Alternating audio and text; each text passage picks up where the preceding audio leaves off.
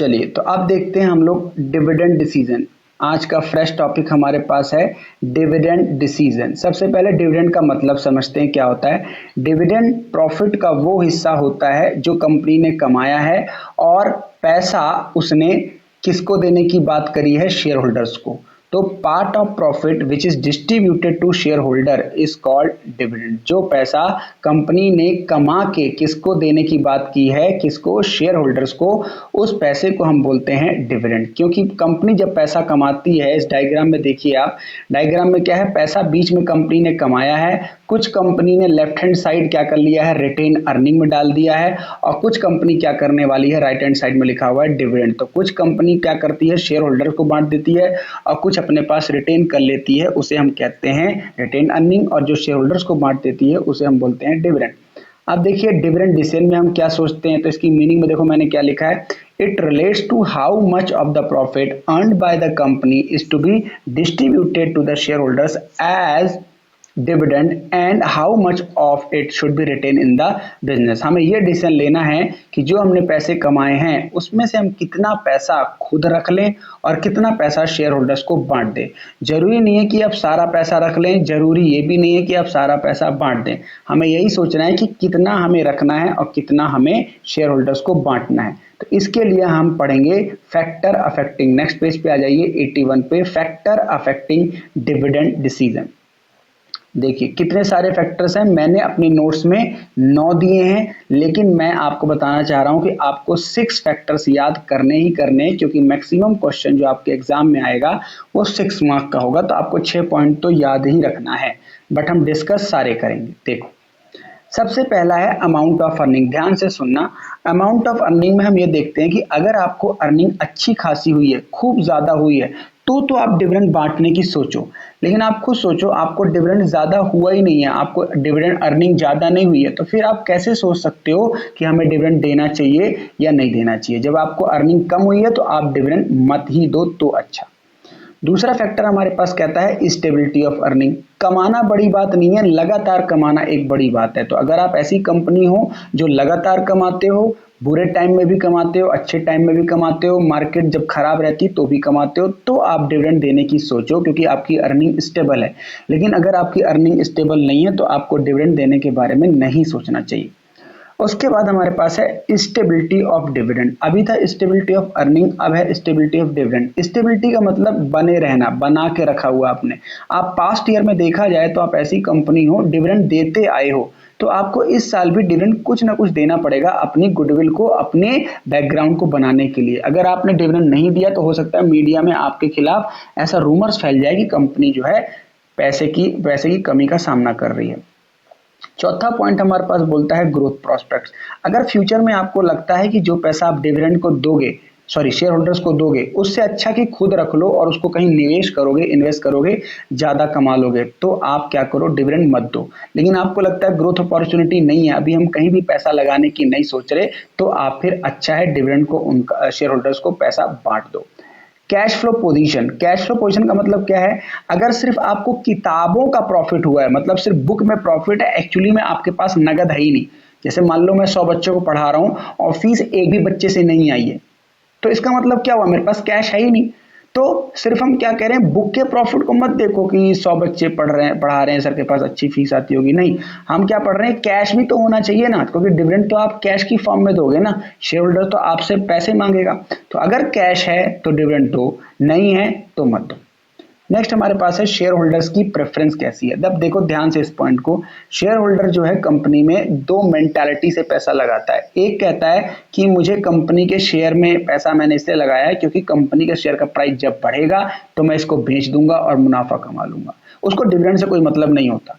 दूसरा share holder कहता है कंपनी का शेयर प्राइस बढ़े या ना बढ़े, मैंने तो कंपनी में हर साल डिविडेंड के लिए पैसा लगाया क्योंकि मैंने सुना है कि कंपनी डिविडेंड बांटती है। तो आपको देखना पड़ेगा कि आपकी कंपनी में शेयर होल्डर ज्यादातर किस मेंटालिटी के हैं। अगर डिविडेंड चाहने वाले हैं तो आपको उनके लिए डिविडेंड देना पड़ेगा। उसके बाद हमारे पास पॉइंट है टैक्सेशन पॉलिसी। आप देखिए टैक्सेशन पॉलिसी क्या है, dividend distribution tax, DDT.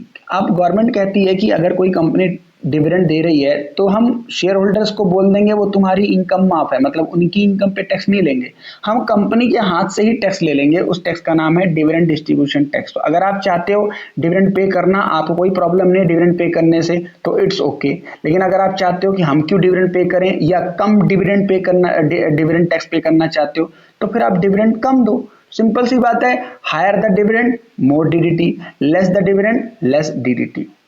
Next हमारे पास है स्टॉक मार्केट रिएक्शन। अब हर चीज का रिएक्शन कहाँ होगा? स्टॉक मार्केट में। स्टॉक मार्केट में डिविडेंड देते हो तो कई सारे इन्वेस्टर खुश हो जाएंगे। कौन से खुश हो जाएंगे? जिनकी मेंटालिटी ये है कि भैया इस कंपनी में पैसा लगाना अच्छा होता है। लेकिन कभी कभी ऐसा भी होता है कि डिविडेंड देने से मार्केट में आपकी नेगेटिविटी फैल जाती है, ये कंपनी क्या है, शेयर प्राइस तो बढ़ नहीं रहा, डिविडेंड देती रहती है बस। तो स्टॉक मार्केट में रिएक्शन जरूर चेक कर लेना कि स्टॉक मार्केट में क्या रिएक्शन है आपके डिविडेंड देने का।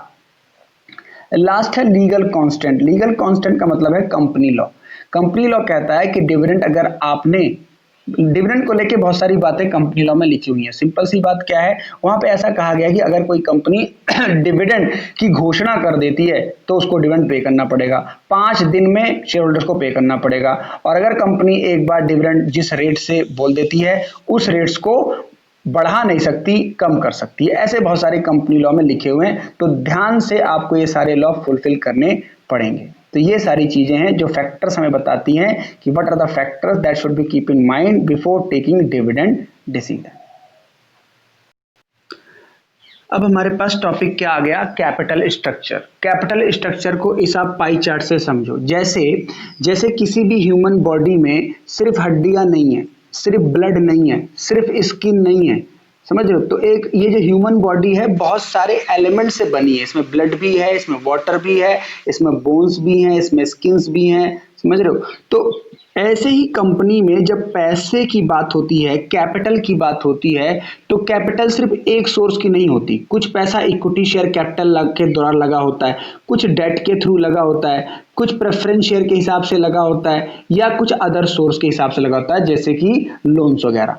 तो कैपिटल स्ट्रक्चर का डिसीजन लेने के लिए हम ये डिसाइड कर रहे हैं, क्योंकि हम फाइनेंशियल मैनेजर हैं, तो हमें ये सोचना पड़ रहा है कि कंपनी की कैपिटल स्ट्रक्चर में हम कितना डेट एलिमेंट रखें, कितना इक्विटी एलिमेंट रखें, कितना लोन एलिमेंट रखें, कितना, सिंपल ये समझ लो, कितना बोरोड फंड रखें और कितना ओनर्स फंड रखें। तो ये एक डिसीजन लेने जा रहे हैं हम लोग, और इसी स्ट्रक्चर को, इसी कैपिटल के ढांचे को हमने नाम दिया है कैपिटल स्ट्रक्चर। अब इसकी मीनिंग पे आ जाओ आप लोग, क्या कहता है देखिए। Capital structure refers to mix, किसका मिक्स है ये? Mix between owners fund and borrowed fund. मैंने बताया ना शॉर्टकट में, कैपिटल में कितना ओनर का फंड रखे, मतलब मालिक का पैसा कितना लगा हो, जिसे इक्विटी शेयर बोलते हो कंपनी में, और बोरोड फंड कितना लगा हो, जिसे आप लोन फंड्स बोलते हो। तो capital structure will be said to be optimal when the proportion of debt and equity is such that it result in an increase in value of equity share। बिल्कुल सही बात है। तो as a financial manager of a company आपको यह देखना है कि कैपिटल स्ट्रक्चर कंपनी का तब अच्छा माना जाएगा जब इतनी अच्छा कैपिटल स्ट्रक्चर हो कि इक्विटी वालों का भी फायदा हो, डेट वालों का भी फायदा हो, मतलब कुल मिला के शेयर होल्डर्स का फायदा देखना है। तो हमें ये दिमाग लगाना है कि कितना इक्विटी एलिमेंट रखें, कितना डेट एलिमेंट रखें। तो इसके लिए अकाउंटिंग का फॉर्मूला है, यहां भी आप देख लो, एक फॉर्मूला आप पढ़ोगे थर्ड बुक में, debt equity ratio. Debt equity ratio बोलता है कि इक्विटी और डेट का कितना परसेंटेज कंपनी के लिए अच्छा होता है। तो अकाउंट्स वाले सर आपको बताएंगे इसका रेशियो होता है 2:1 आइडियल रेशियो। इसका मतलब डेट इक्विटी रेशियो बोलता है अगर आपने 1 रुपया अपनी जेब से लगाया है बिजनेस में, तो आप 2 रुपए से ज्यादा लोन मत लो, क्योंकि फिर वो आपके लिए रेड अलर्ट है। इसका मतलब ये एक आइडियल रेशियो कहलाती है कि अगर आपने बिजनेस में 1 रुपया अपनी जेब से लगाया है तो आप 2 रुपए से ज्यादा उधार मत लेना, वरना आपका कैपिटल स्ट्रक्चर खतरे की निशानी पे है, आप इंसॉल्वेंट भी हो सकते हो। ठीक है, तो ये तो मीनिंग हुई। अब फिर से वही टॉपिक आ गया, क्या? जैसे कि पूरे चैप्टर में हम पढ़ रहे हैं फैक्टर अफेक्टिंग कैपिटल स्ट्रक्चर। तो अब आप नेक्स्ट पेज पे देखो, फैक्टर अफेक्टिंग कैपिटल स्ट्रक्चर। अब हम वही फैक्टर्स पढ़ते हैं। अब इस फैक्टर अफेक्टिंग कैपिटल स्ट्रक्चर में हमने फिर से 9 पॉइंट्स देखने, बट 9 पॉइंट्स आपको याद नहीं करने, आप 6 कोई भी याद कर लेना और वो कोड आपको याद रखना है जो मैंने पूरे चैप्टर में बताया है। इस पूरे चैप्टर में आपको एक कोड याद रखना है CRT-CFS। ये कोड आपको याद रखना है। CRT-CFS एक कॉमन कोड है जिसको आप इस पूरे उसमें लिख सकते हो। CRT-CFS में C लिख देना कैश, R लिख देना रिस्क, T लिख देना टैक्स, C लिख देना कैश फ्लो, F से फ्लोटेशन कॉस्ट और S से स्टेट ऑफ कैपिटल मार्केट। ये घूम फिर के हर जगह यही कोड आपका मिल जाएगा। चलो अब देखते हैं हम लोग आगे। सबसे पहला हमारे पास फैक्टर अफेक्टिंग कैपिटल स्ट्रक्चर का है कैश फ्लो पोजीशन। अब ध्यान से समझिए आप, अगर आपने डेट एलिमेंट ज्यादा ले लिया यानी उधारी ज्यादा ले ली तो आपको प्रॉब्लम क्या आ सकती है, कैश फ्लो की। कैश फ्लो का मतलब यह है कि अगर आपके पास बिल्कुल भी पैसे नहीं है तो आप ब्याज कहां से दोगे, सोचो, क्योंकि ब्याज तो आपको हर साल देना पड़ेगा इंटरेस्ट वालों को, लोन वालों को। तो अगर आपके पास बिल्कुल ही कैश की तंगी है तो आप डेट एलिमेंट मत लो। अगर आपके पास थोड़े बहुत पैसे बने रहते हैं साल भर तो आप डेट एलिमेंट रख सकते हो, क्योंकि आपको नॉर्मल खर्चे की तरह इंटरेस्ट पे करना पड़ेगा। दूसरा है कॉस्ट ऑफ डेट, उसको स्पेलिंग ठीक कर लो, ये कॉस्ट ऑफ डेट नहीं है, कॉस्ट ऑफ डेट है, ठीक है। Cost of debt, cost of debt का मतलब होता है हर एलिमेंट की ना कॉस्ट होती है। जैसे कॉस्ट ऑफ डेट भी होता है, कॉस्ट ऑफ इक्विटी भी होता है, कॉस्ट ऑफ प्रेफरेंस शेयर भी होता है, कॉस्ट ऑफ रिटेन अर्निंग भी होती है। तो हम ये बात कर रहे हैं अगर cost of debt cost of equity से ज्यादा है, यानी आपको महंगा पड़ रहा है कॉस्ट ऑफ डेट उधारी, तो आप कम रखो डेट को। अगर इक्विटी आपको सस्ता पड़ रहा है तो इक्विटी ज्यादा रखो ना। कॉस्ट का मतलब है उस पे लगने वाली लागत, क्योंकि सबकी अपनी लागत होती है। उसके बाद है return on investment. Return investment ये बोलता है, ROI बोलते हैं इसको, ये भी आप अकाउंट्स में पढ़ोगे। ROI बोलता है इंटरेस्ट ऑन इन्वेस्टमेंट, जहां पैसा लगा के आपको ज्यादा मिले।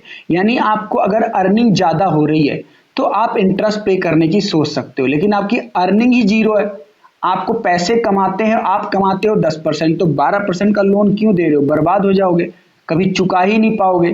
तो ऐसी गलती मत करना, अपनी ROI को देख के आप पैसा कैपिटल का डिसाइड करना। फिर है इंटरेस्ट कवरेज रेशो, ये सब अकाउंट्स के टर्म्स हैं।